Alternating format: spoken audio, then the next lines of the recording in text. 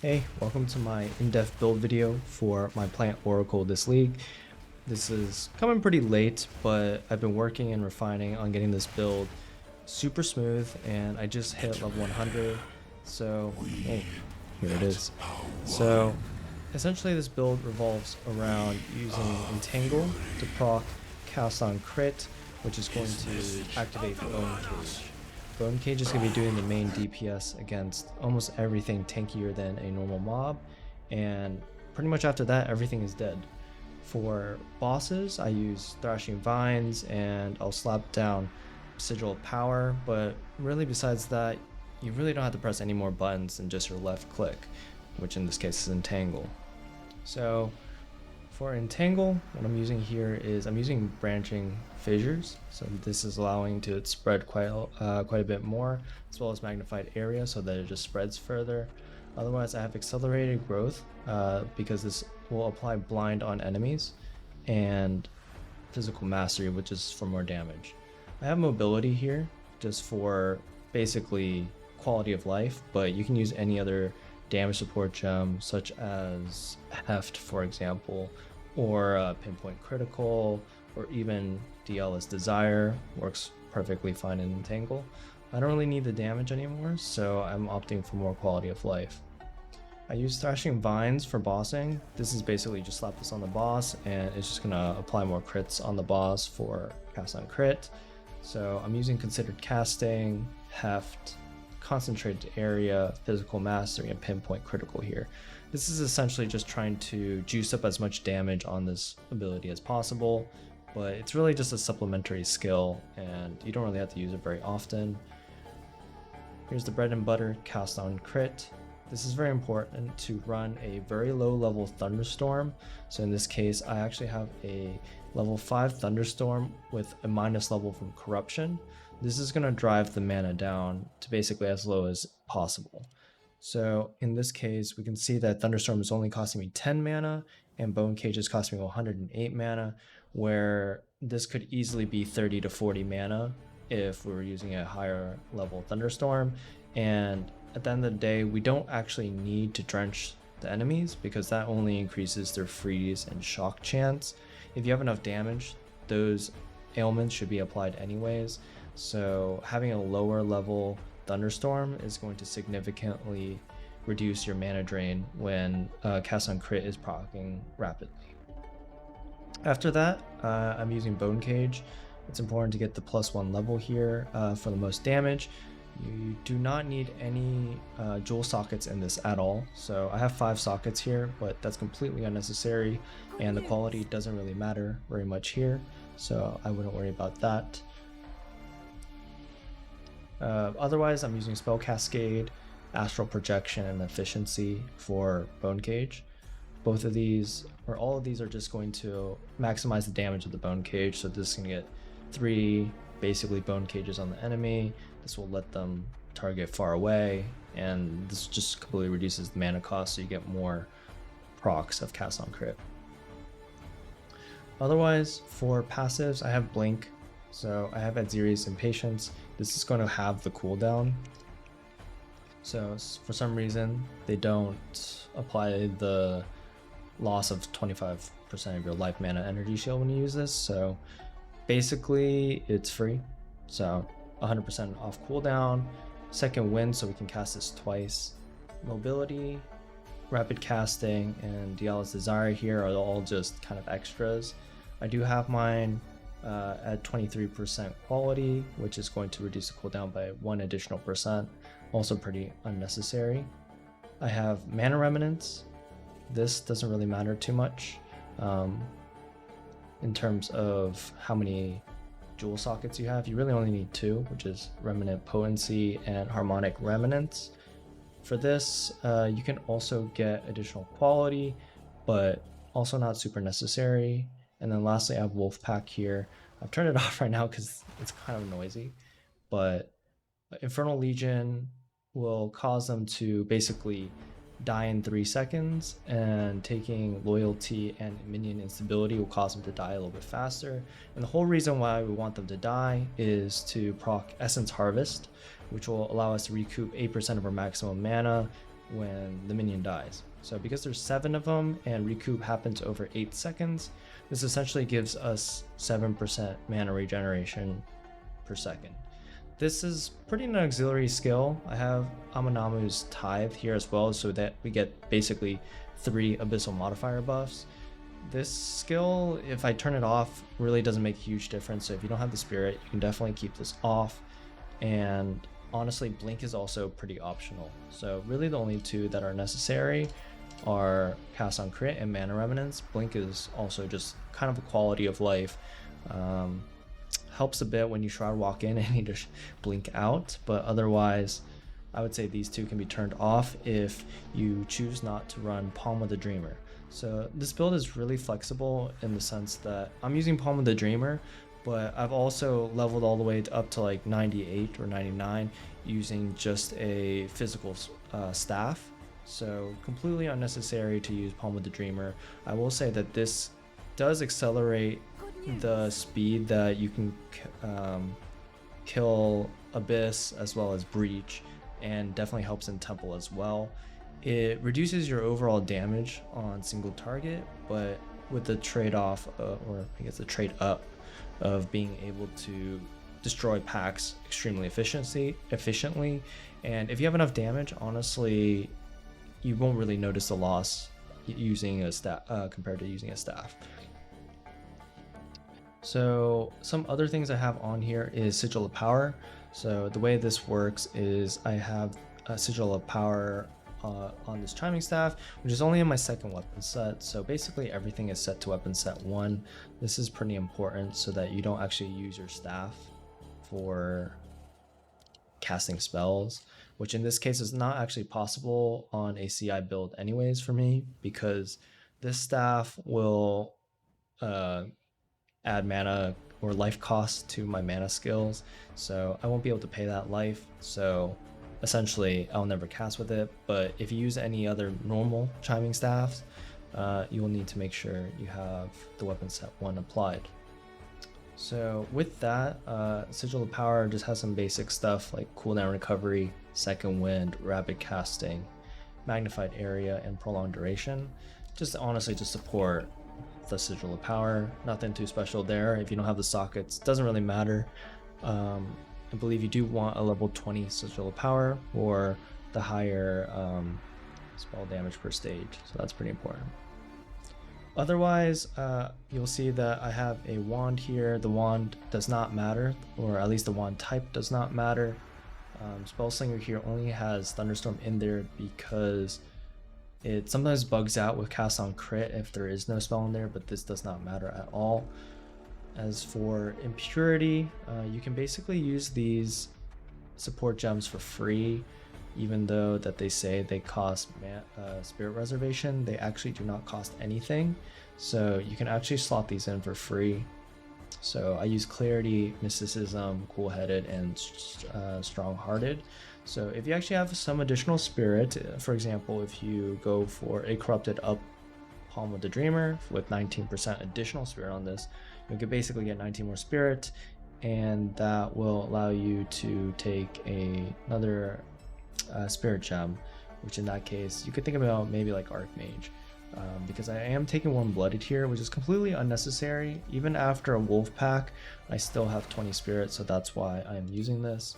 But this is pretty much just quality of life. I will probably experiment with some other spirit gem, but Wolfpack isn't bad in terms of just the passive mana regeneration it provides. For my equipment, what I'm using here is a dueling wand. The wand type doesn't matter, so you can use any of the other wands, but the key lines that you're looking for are +5 to physical spell skills. That's the most important. You want 2 extras. It can be any 2 elements, it doesn't matter. It could even be chaos, and I believe you can even get physical damage as well.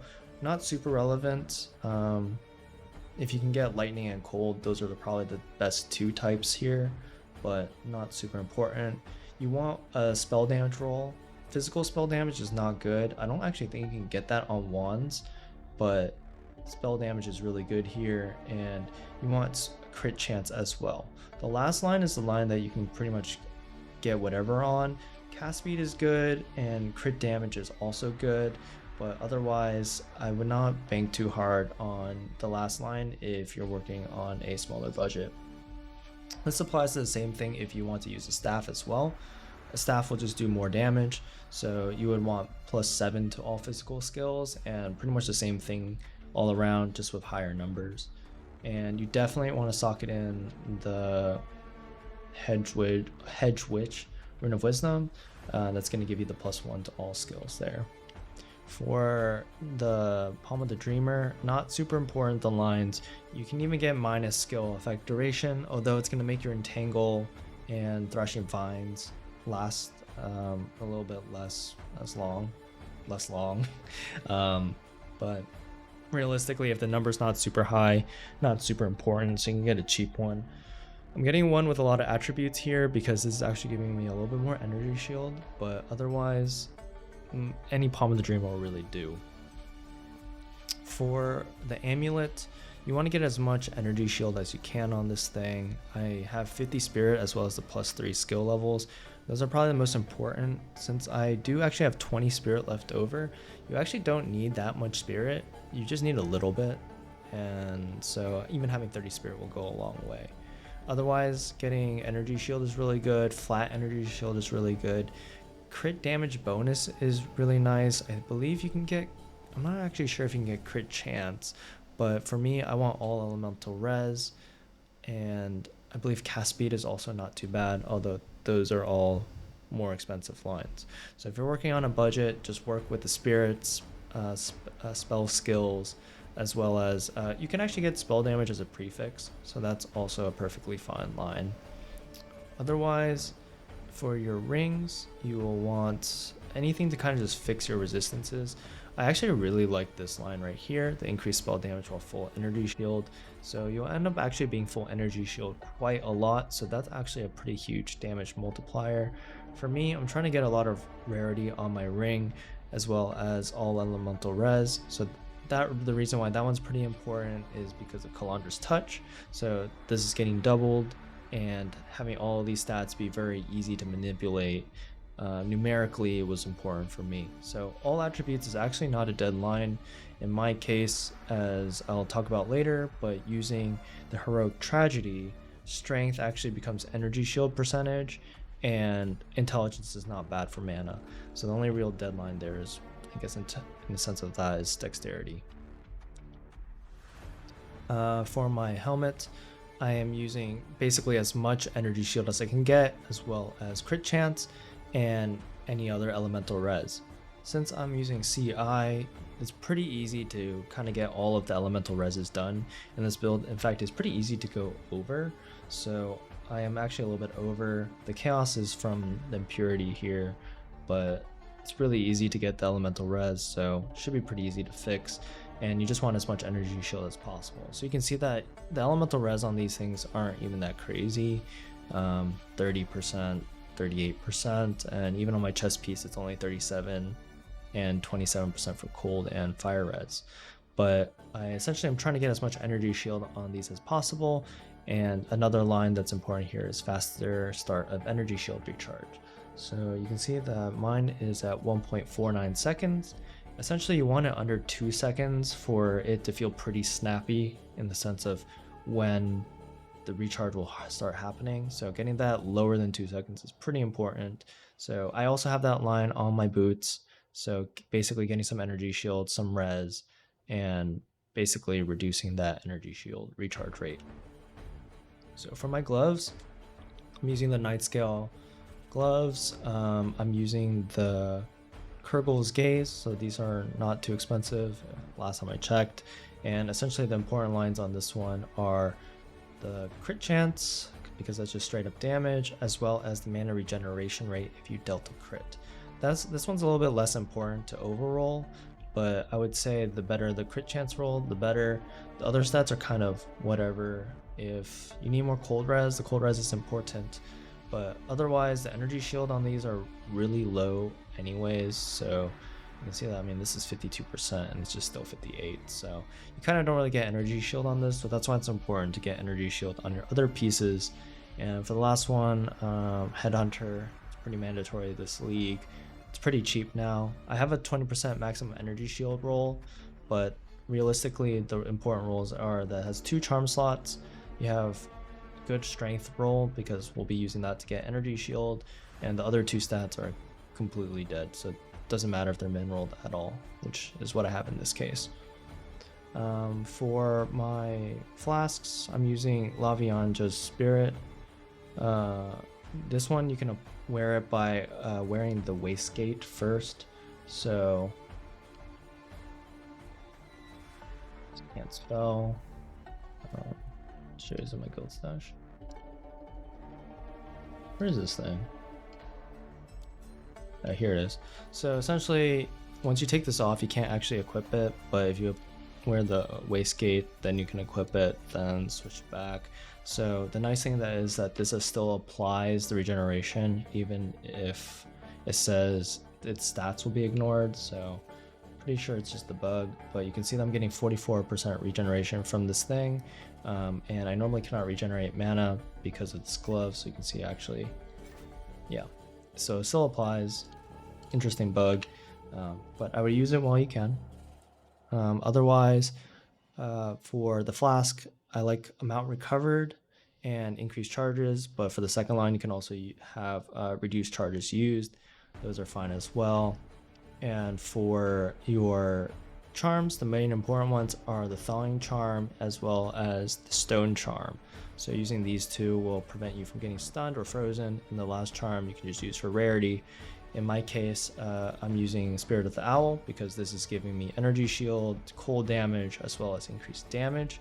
Spirit of the Cat is also very good, and the Stag is just slightly below that, or actually quite below that. So the Cat would be the second best, but this is completely optional, although the Owl does give a pretty big boon.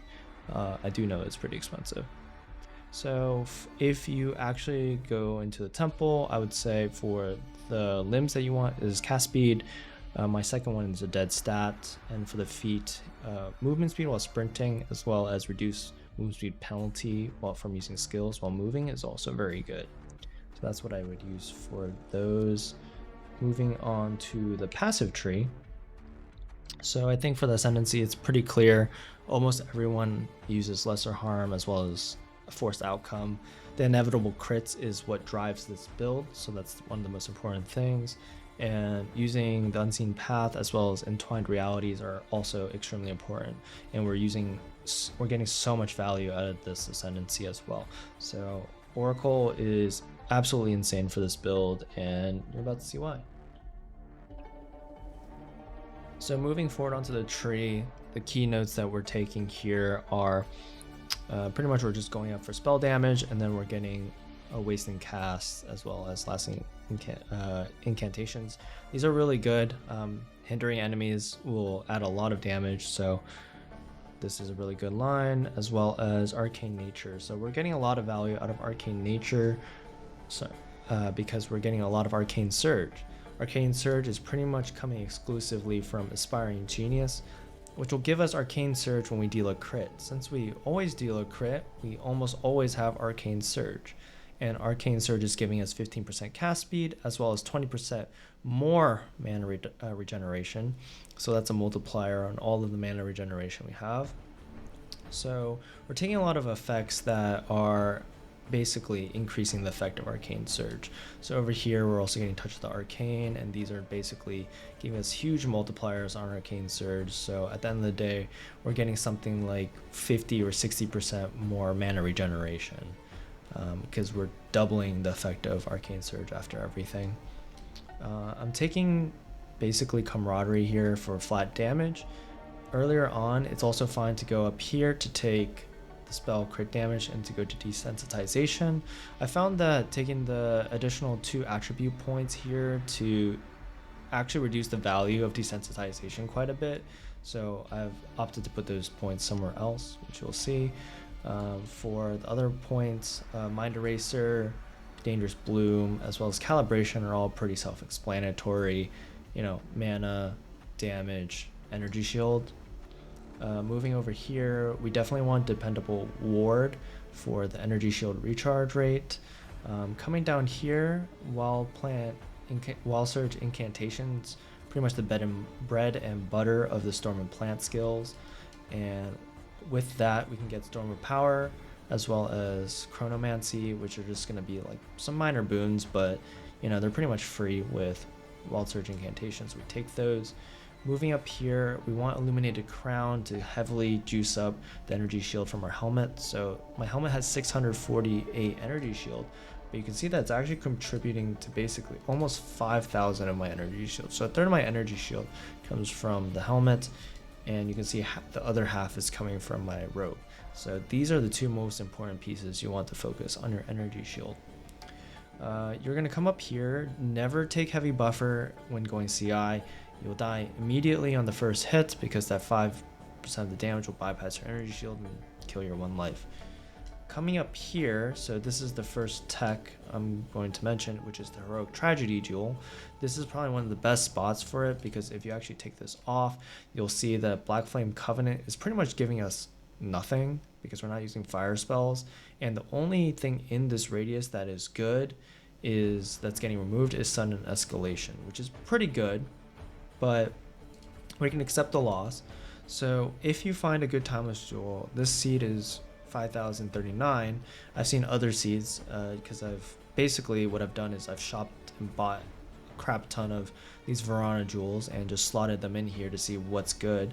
This one is very good for this build as we're getting natural energies. So the main ones you do want to look for is natural energies. So you can get 1, 2, maybe even 3 of these lines within the circle would basically be best in slot.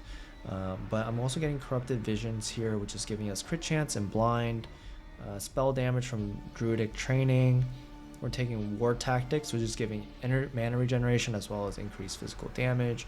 And I also have Siege Mentality, helping us boost a little bit of energy shield recharge, the start of the energy recharge, as well as breaking some additional armor. So all of this is very nice. The one I used before this one had 2 of these maximum energy shield lines within the radius, so that's very good. And I think 3 exist. So this is very hard to shop for, but extremely good in this build.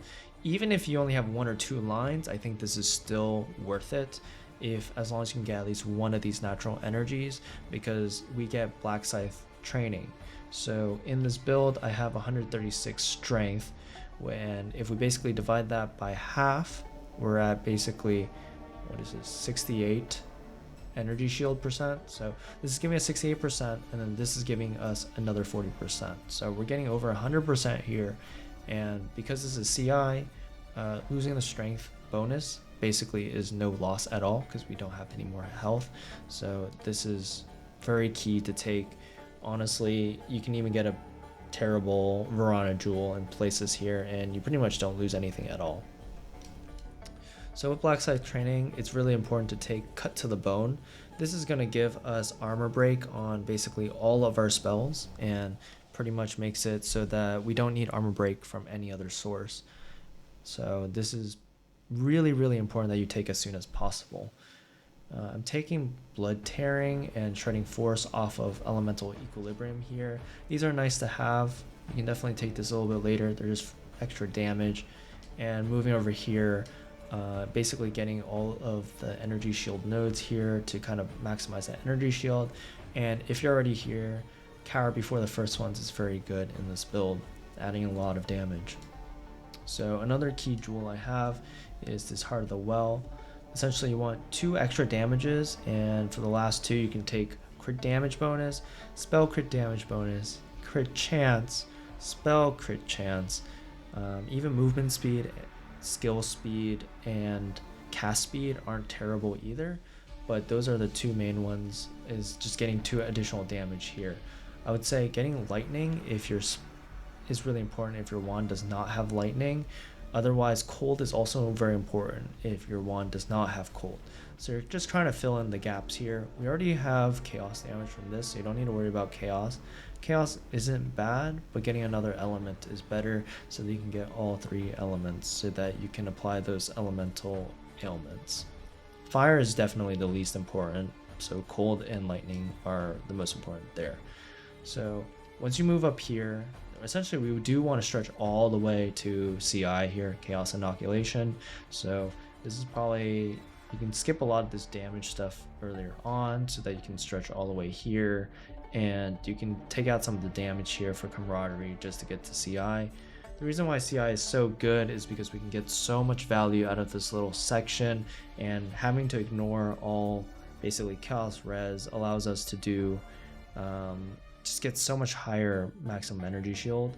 And the other benefit is that being immune to basically bleeding and poison is absolutely massive. I was getting really annoyed having like 1500 health and getting hit with a bleed, and I have to like pay attention to all the extra bullshit basically. So getting CI nullifies all of the worries there. So pathing up to here, it's important to get Patient Barrier and Bone Chains. So this is physical spells build pin. So this is going to lock the enemies in place, and with pin, as well as having the plants overgrown, they're pinned and blinded, so basically they're doing no damage. So this essentially stuns all enemies that your entangle hits, which is why this build is so strong. So the reason why this section is also extremely good is that you can put a time loss Sapphire here. So the key lines that you probably want to look for are crit damage, spell crit damage. You can also take crit chance here as well as the only prefix that's pretty good is start of energy shield recharge. One other line that you could go for is mana efficiency, which isn't too bad, but I would say these two are probably best in slot, as well as getting faster energy shield recharge. So this slot is extremely good for this because we're getting 1, 2, 3, 4, 5, 6, 7, 8 nodes within this. So this is giving us a metric ton of spell crit damage bonus, so 160% there, and giving a lot of energy shield recharge start time, I guess. So that's gonna make it, that's why the energy shield recharge is down to 1.49 here. So going over the important ones, controlling magic is very good. If you're already here, you might as well take it. The crit damage is more efficient, but if you're down on nodes, you can take the crit chance and then go the other way when you have some more points. In here, I mentioned why Bone Chains is so good. This is core. These here are not core. So turn the clock forward and turn the clock back are not core at all. You can take these off. The reason why they are good and I'm using them here is because one, we're getting a bunch of spell damage, and the amount of value we're getting from the timeless Sapphire here is just really high. The other option is you could take off these points and go over here for Conduit.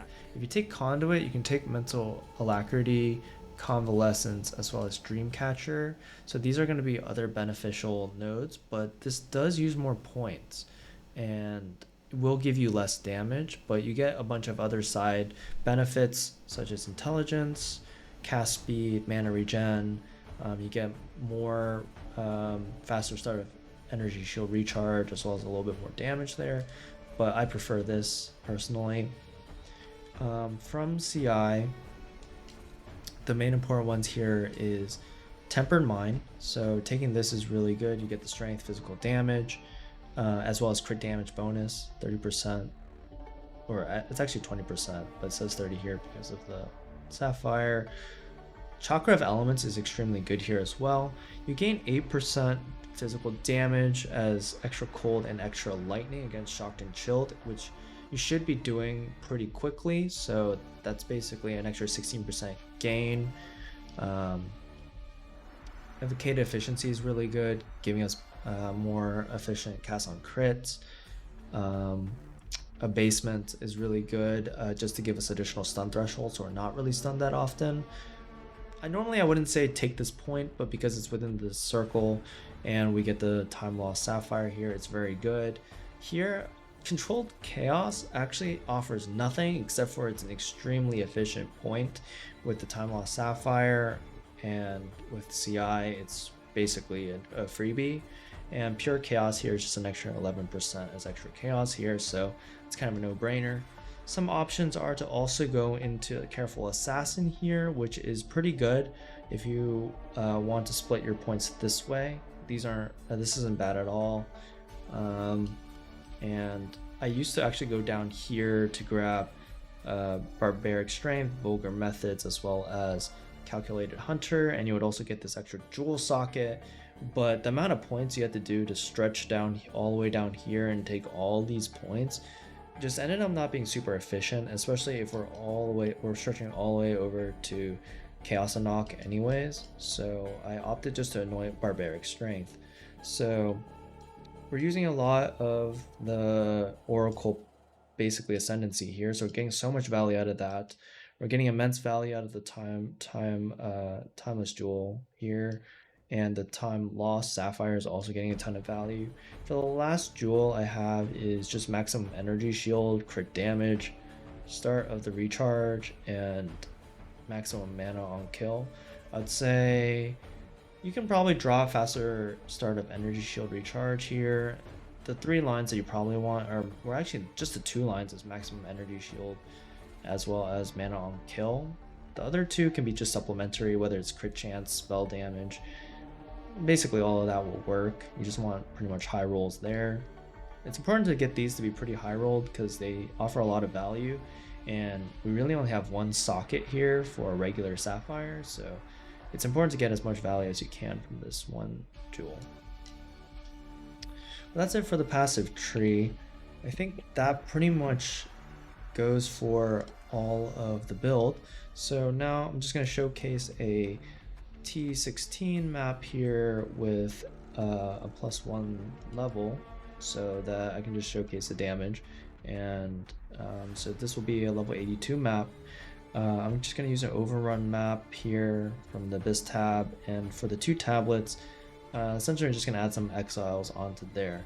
So normally you could try adding effectiveness as well if you want to get some more rarity, some more quantity, but since I am in the process of kind of just building my temple, I generally keep it a little bit squishier, but realistically with this build it doesn't matter at all. I would just say I don't normally go for efficiency because it's not really maximizing the amount of currency I'm getting from these maps. So as you can see, everything just kind of pops and dies. In fact, what I'll probably do here is I'll take off Headhunter so that you can just kind of see none of this is actually coming from Headhunter. And you can see that the entire packs will just immediately evaporate. All I'm doing is left clicking while running around the map and pretty much blinking. So I'm kind of just clicking once, everything pops. I'm not even clicking anymore. And everything pretty much dies. So this is a Kurgle map, so not really going to be any omens that are dropped here, so I'm just going to clear this pretty quickly. You can see without Headhunter, not getting obviously any speed boost or any damage, but yeah, it's still very fast. I need more time for that. So pretty much click once here, and everything just dies.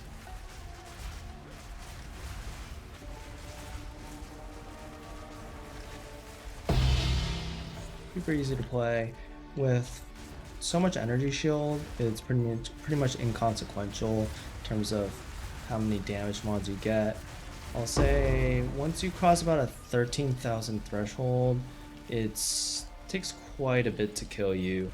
I think I was running at about 15,000 to 16,000 ES for most of my journey at level 99, and I don't think I died once, so it's very easy to play. I barely looked at any of the mods. The only time I really felt that I was taking damage was when I saw that I had maximum reduced maximum resistances, which was causing basically them to do a lot of damage if there was also an extra damage, extra elemental. So for bosses, just throw down the serial power here and right click and pop a mana flask, and it kind of just dies very quickly. So probably could have dodged whatever I was doing there, but it doesn't really matter for the most part. They get stunned so quickly and blinded, so it's very easy. Fortunately, none of these exiles are spawning on the abyss, so that is unlucky there. And just kind of clear everything in this area. Kind of just really just throw out these vines, and they kind of just chase everything down. Also, you don't have to be there. Half the time, I'm just getting those rare drops off screen. And another nice thing about this is in Temple, these vines can go through the doors. So you can kind of clear the next room as you're trying to look for that last guy that's hiding in a corner somewhere with proximal tangibility. Alright, so that is the abyss. Didn't really get anything. Hurdle map, but let's check out this abyssal depths. No map modifiers here, so this will be very, very easy. So let's just run through this. I'm not ready yet. Yep. See how large these pops are in terms of just the radius that they will evaporate? Like, they don't even have to be very close. Everything just kind of dies. Due to, I guess, honestly, they're recursive, so that's honestly why. So as long as each one is close to each other, the entire pack will just immediately die. I need more time for that. He's out. You can honestly just kill them off screen. If you actually look at this, like, you see that bone cage was killing them pretty much off screen. So that is the map. Very easy. Let me check if my temple is open. We have a run here. So essentially I'm just going to do a quick little run through. Actually, I do not have the crystal, so that is unfortunate. Let's see, do I have any bossing splinters? Nope, I do not. So I'm going to end the video here. You can see that was without Headhunter, so obviously using Headhunter would completely accelerate the build. You're just going to be shroud walking everywhere, and you'll be popping basically everything that you see. So hopefully with that, this build video has been helpful. Let me know if you have any additional comments or questions in the comments below, and I'll see you guys next time.